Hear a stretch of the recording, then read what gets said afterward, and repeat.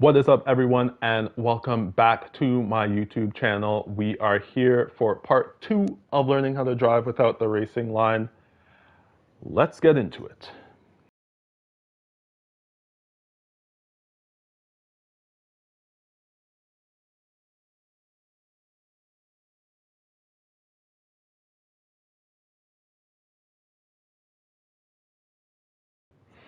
Now, I'm assuming that in this journey of you learning to drive without the racing line, I'm assuming that you are probably having a bit of trouble as far as trying to hit the turns or corners to the ability that you want to. Now, there's something that's going to happen as far as while you're going through this process of learning to drive without the racing line. And it's more than likely going to happen after probably around the first week.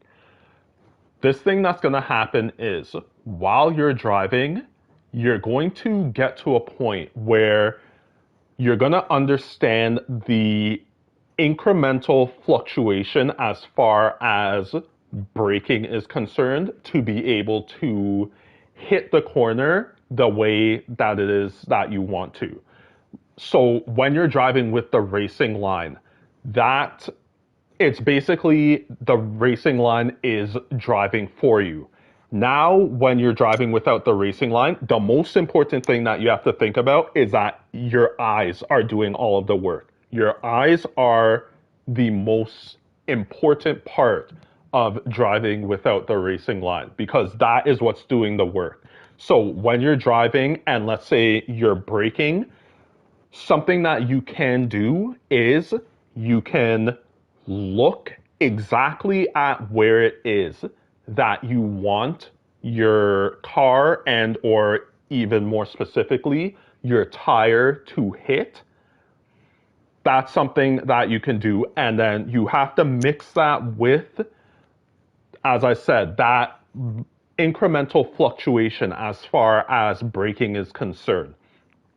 When you start to put those two things together, you'll kind of get that like aha moment and you'll start to do it naturally and then it will start to click. And if that takes place, that means that you're making good progress. Now, one thing that I want to add is as you're going through this journey, the way that you need to go about driving without the racing line is you need to think of it as basically a game of playing connect curbs. And I'm going to demonstrate what I mean by that. I know it sounds kind of silly, but just watch the demonstration and you'll understand as to what it is that I'm talking about. So I am about to start a lap.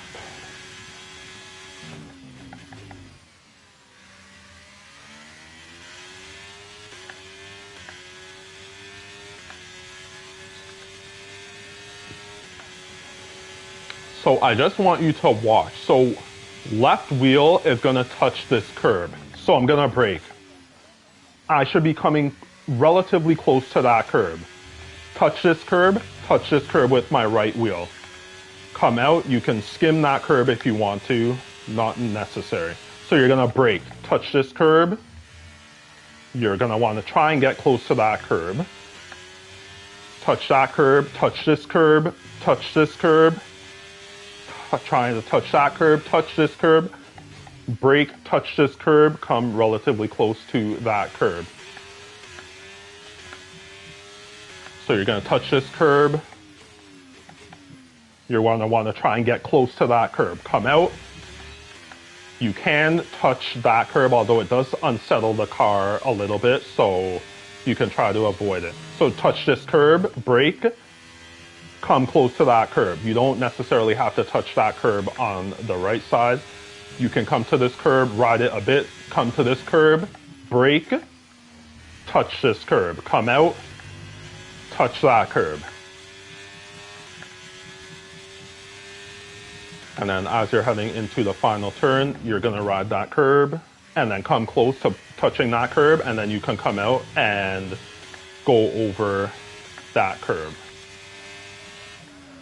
So that's just a demonstration. Obviously, I just did it in one take, but that is a demonstration as to what it is that I mean by playing touch curbs. So all of the things that I just mentioned throughout the beginning of this video up until now, try and also put all of those things together as you're going through this process of learning to drive without the racing line, and try to get to that point where you're getting that aha moment when it comes to the braking and that minuscule fluctuation. And then once again, your eyes are the most important thing now that you're driving without the racing line.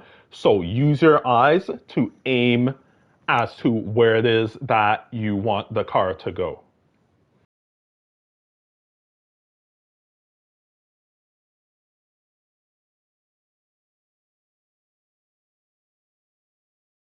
Now, as far as that incremental braking that I was speaking about, I'll actually do a demonstration of that as well, just only going through turn one.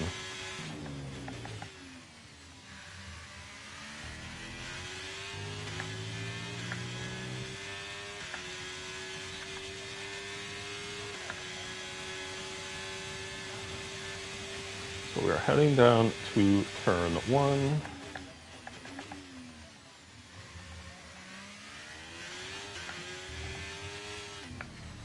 So I just took turn one there. Now, obviously, I can't do instant replay because it's not going to show that telemetry bar that's showing at the bottom there, just above my steering wheel.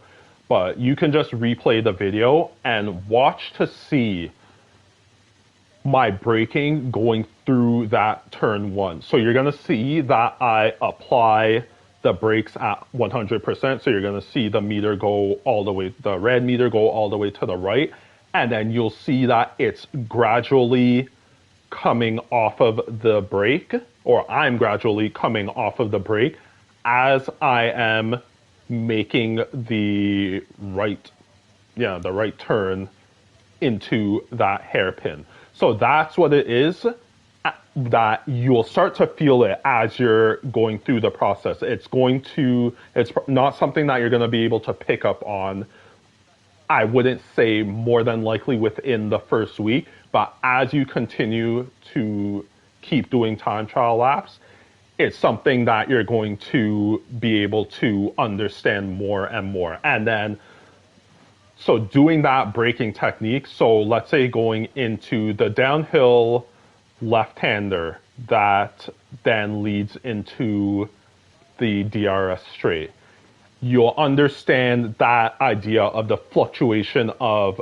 braking, especially when it comes to that turn, because it's very tricky how you have to apply the brake while you're also doing the left hand or the left turn steering going through that turn. So just once again, you're going to get to that point where you're going to understand the fluctuation of braking, and then use your eyes. Your eyes will be able to guide you as to where it is that you want to go.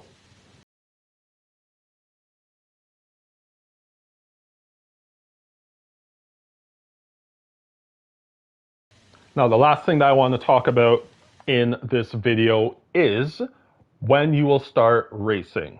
So you're going to be doing this Bahrain track for, I'm assuming it's going to be around 3 weeks. That's probably how long it's going to take you, somewhere between 2 to 3 weeks. That's how long it's going to take you to be able to beat your time trial record with the racing line turned off.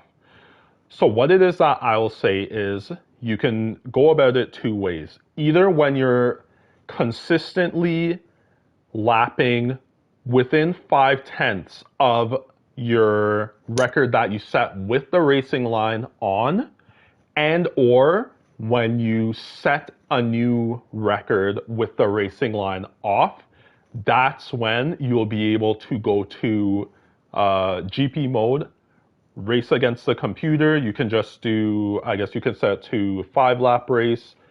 And then I would say to leave the damage on. The reason why I'm saying to leave the damage on is you're now going to have to learn how to race with the racing line turned off. And I will bet you that when you start a race for the first time and you go into turn one, you are more than likely going to hit into the back of a CPU car when you're going into turn one. So there's going to be a bit of an adjustment as well when it comes to racing without the racing line turned on. So I would say it's going to probably take around. Oh, and the other thing is you can set the AI to whatever level that it is that you were driving at with the racing line turned on. You can leave the AI there. Just make sure that it's a competitive AI level so that the computer is also trying to do overtakes on you as well, or so that it's at least difficult for you to be doing overtakes on the computer. So you're gonna have to. I'm assuming it's gonna be around 4 to 7 days that you're gonna be driving in GP mode with the racing line turned off, and then you're gonna have to learn how to brake behind cars going into braking zones, because obviously you have to adjust as to where it is that you're gonna be braking with a car that's in front of you. You're gonna also understand as to watching a car that's in front of you and looking at the speed that they're going and the speed that they're getting to while they're braking. And then you're gonna be able to fluctuate your brake pressure based off of that visual of what it is that you're seeing and where it is that you see a car is in front of you, and how much they are braking in front of you. And then also there's going to be the whole thing of making overtakes beside a car, because obviously when you were driving with the racing line, you understood how you had to go about doing overtakes, but it's going to be obviously a bit more learning as far as doing it without the racing line turned on. So I'm assuming it's going to be around 4 to 7 days before you're going to be relatively comfortable doing a race without the racing line turned on.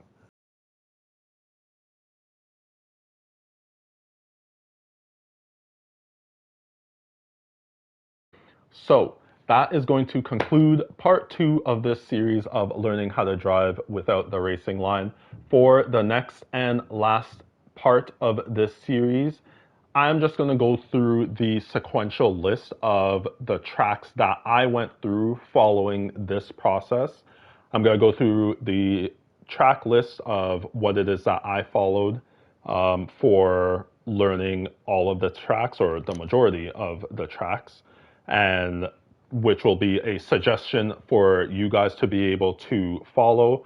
And then I'm also going to give an alternative as to, or an alternative list as to the track list that you can follow, which it's going to be slightly different from the one that I followed.